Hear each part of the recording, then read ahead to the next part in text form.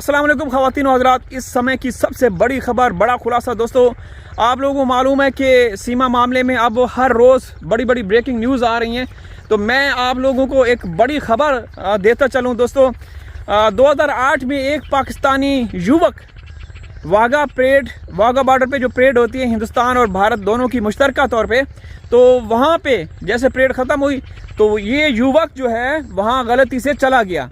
और फिर क्या हुआ कि बीएसएफ के जवानों ने उसको पकड़ा और फिर जेल में बंद कर दिया। कोई जेल का पता ही नहीं था। फिर अंसार बर्नी साहब जो कि अब एक मरतबा फिर मैदान में आ चुके हैं, तो अंसार बर्नी साहब की कोशिशों से उस बंदे को रिलीज़ करवाया गया। 10-12 सालों के बाद जब वो पाकिस्तान लौटा, ना वो चलने के काबिल था। उनकी गर्दन पे, पीठ पे, कमर पे कील ठोकते थे जेल वाले, ज़ुबान काटते, बिजली का करंट लगाते थे और पाँव के ऊपर क्या क्या उन्होंने जुल्म और ज़्यादतियाँ नहीं की वो मैं दिखाता हूँ। अब देखेंगे। मेरा दिखाने का मकसद मतलब सिर्फ़ और सिर्फ एक ये है कि भाई एक औरत सीमा हैदर, वो भी तो पाकिस्तानी है, वो भी तो इलीगल तरीके से घुसी, और जब वो घुसी तो 2 बीएसएफ के जवानों की सीमा ने नौकरियां ख़त्म करवा दी। यहाँ वाघा बॉर्डर पे आपके बीएसएफ के जवानों ने उस युवक को पकड़ा था और वहाँ पे सीमा ने उनको पकड़वा कर गिरफ्तार करवा दिया। और फिर जो सीमा कर रही है वहाँ जेल वालों को किसी को नज़र नहीं आ रही। ये सुनिए, ये देखिए दोस्तों, उस युवक को देखिए, उसकी क्या हालत हुई, क्या दुर्गत बनाई गई। मैं दिखाता हूँ, साथ साथ चर्चा भी करेंगे। बहुत ही सेंसिटिव इशू है दोस्तों कि हिंदुस्तान का कानून, हिंदुस्तान का जो संविधान है, इसका मतलब है उसके दो म्यार हैं, दोहरा म्यार है, डबल स्टैंडर्ड है। ठीक है, ये देखिए, मैं अभी आप लोगों को दिखाने लगा हूँ। ये देखिए दोस्तों, हम आपको दिखाते हैं, वो भाई से भी मिलवाते हैं। ये जी बैठे हुए हैं, ये 8 से 9 साल जो है ना इंडिया की जेल में रह के आए हैं। अब ये यहीं पे रहते हैं, छत के ऊपर ही, यहाँ पे बैठ के लेट के अपने सर के ऊपर मट्टी डाल ली। मेंटली डिस्टर्ब है ना, अभी बात नहीं कर सकते, लेकिन कोशिश करेंगे कि बात ये करें। उनके बड़े भाई भी मौजूद हैं यहाँ पे। अस्सलाम वालेकुम। क्या नाम है आपका? मोहम्मद सादिक। सादिक भाई ਤੁਹਾਡਾ 8-9 ਸਾਲ ਇੰਡੀਆ ਦੀ ਜੇਲ੍ਹ ਦੇ ਵਿੱਚ ਕੈਦ ਕੱਟ ਕੇ ਆਇਆ ਹੈ। ਹਾਂਜੀ, ਕੀ ਵਜ੍ਹਾ ਬਣੀ ਇਹਨਾਂ ਨੂੰ? ਇਹਦੀ ਵਾਘਾ ਬਾਰਡਰ ਲੰਘ ਗਿਆ। ਕਿਦੋਂ ਦਾ ਵਾਕਿਆ ਹੈਗਾ?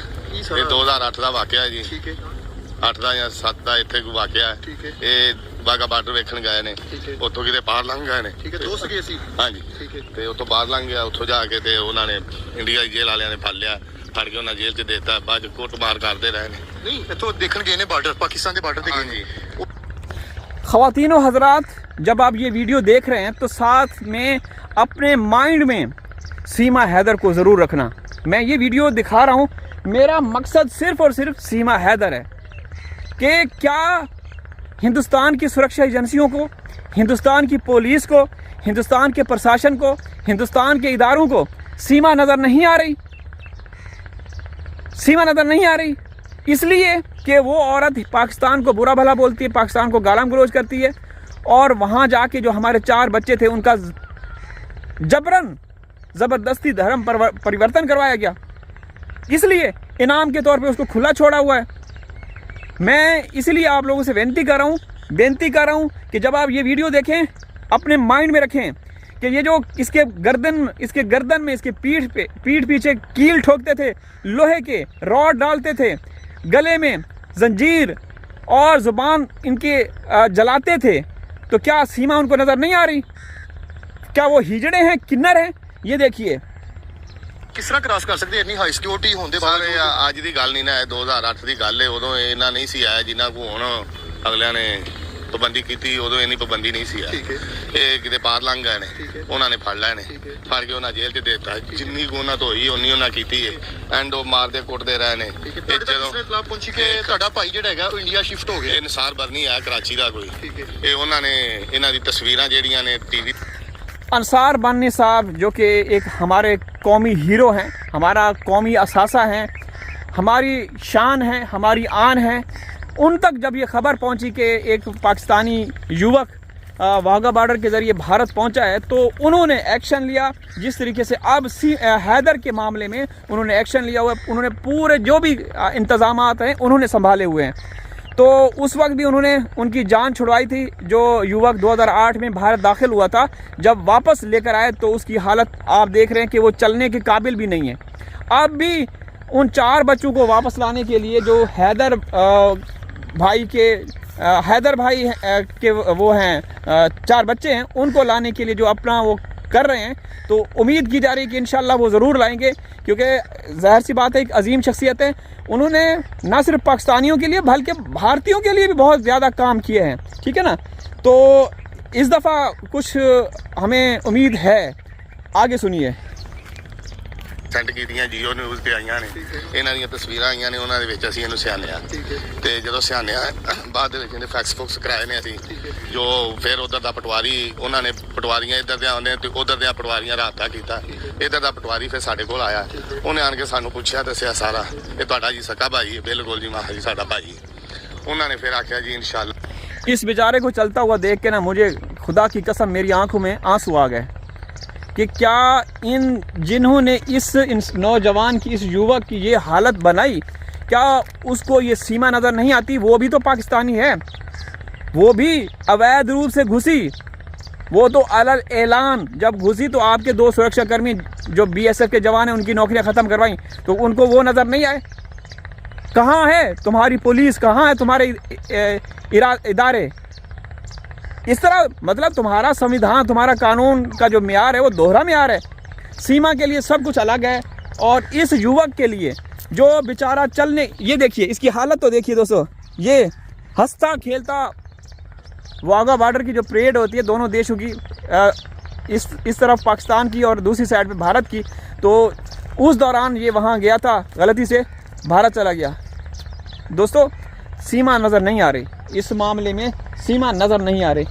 तो यहाँ पे एक भाई साहब हैं, चरवाह हैं, वो माल मवेशी चरा रहे हैं, देखें बड़ी कीमती बकरियाँ, और अंदाज़ा है कि एक बकरी कम से कम लाख, सवा लाख, 1.5 लाख रुपए तक होगी, ठीक है।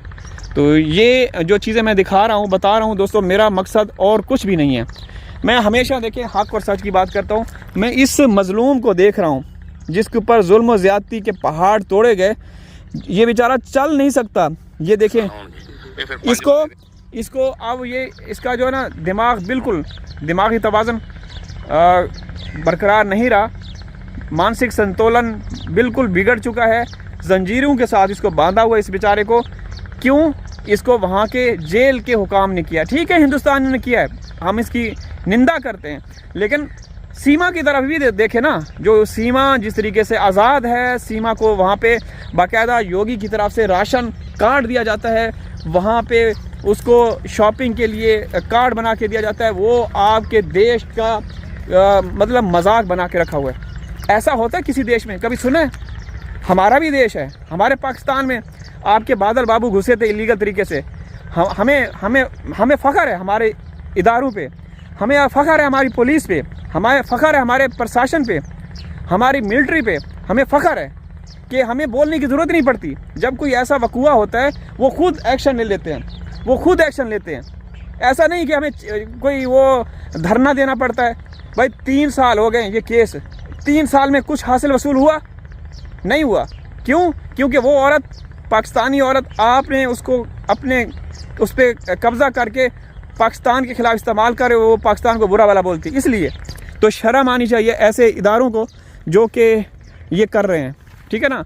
तो दोस्तों ये गंदम की पोजीशन देखें, कटाई शुरू हो चुकी है, अल्लाह का शुक्र है, अब बारिशें जो है ना अब बिल्कुल थम चुकी हैं, लेकिन जो बीज है वो सही सलामत नहीं, तकरीबन 10 से 15% इसमें दाना जो है वो मरा हुआ है, और औसत पहले जैसी नहीं रहेगी। और इस साइड पे ये छोले थे जो मैं हमेशा आप लोगों को दिखाता था, अब यहाँ पे ये माल मवेशी चल रहा है। अल्लाह हाफिज़।